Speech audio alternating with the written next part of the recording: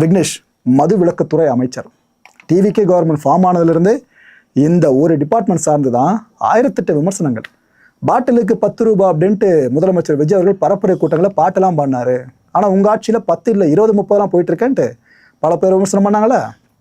விக்னேஷ் அவர்கள் என்ன சொல்கிறாங்க, இப்போது திருடுறதுக்காக கொண்டு வரப்பட்ட திட்டம் தான் இந்த பாட்டிலுக்கு 10 ரூபாய் அப்படின்றதுன்னு சொல்கிறாப்புல, ஓப்பனாக போட்டு அடிக்கிறாரு.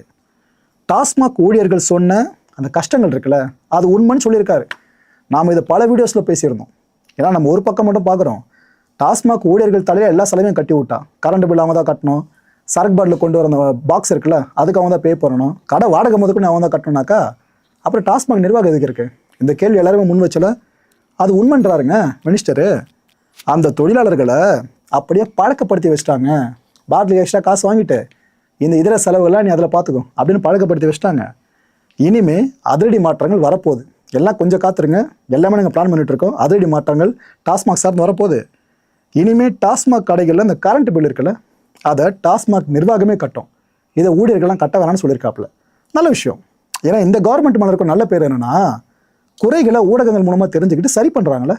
இதை மனப்பூர்வமாக வரவிருக்கிற மக்களை இதை தான் எதிர்பார்க்குறோம். ஒரு கவர்மெண்ட்டை காலி பண்ணுறது ஊடகங்கள் வேலை கிடையாது. மக்கள் நிறைய தொழிலாளர்கள் படுற கஷ்டங்களை கொண்டு போகிறது, அதுக்கப்புறம் அவங்க பார்த்து சரி பண்ணுறது, இதுதானே ஊடகத்தோட வேலை. அதை கரெக்டாக இங்கே பண்ணிட்டு இருக்க மாதிரி இருக்குது அரசும். ஆனால் இதோடு முடிஞ்சிடாது. இதுக்கப்புறம் மற்ற செலவினங்கள் இருக்குல்ல அதையும் டாஸ்மாக் நிர்வாகம் முழுமையாக ஏற்றுக்கணும். அந்த ஊழியர்கள் நீங்கள் அதுக்கப்புறம் ஃப்ரீ பண்ணி விட்டால் மட்டும்தான் பாட்டிலுக்கு 10 ரூபான்ற விஷயத்தை எக்ஸ்ட்ரா காசுன்றதையும் அவங்க பெருசாக வாங்குறது தவிர்க்கப்படும் நினைக்கிறேன். ஸோ ஆரம்பம் ஓகே, முடிவும் சிறப்பாக தான் நல்லாயிருக்கும். பாட்டிலுக்கு 1 ரூபா கூட வாங்கக்கூடாது அப்படின்ட்டு முதலமைச்சர் விஜய் அவர்கள் உத்தரவு பிறப்பிச்சிருக்காராமா.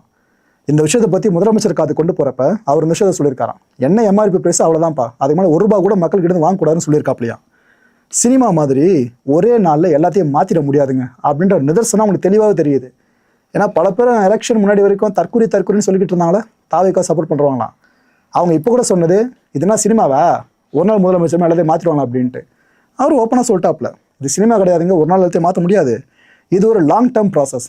அதாவது நாம் கொஞ்சம் டைம் அவங்களுக்கு கொடுக்கணுன்றதான் அவங்க இந்த அளவுக்கு கேட்டிருக்காங்க. ஓகே.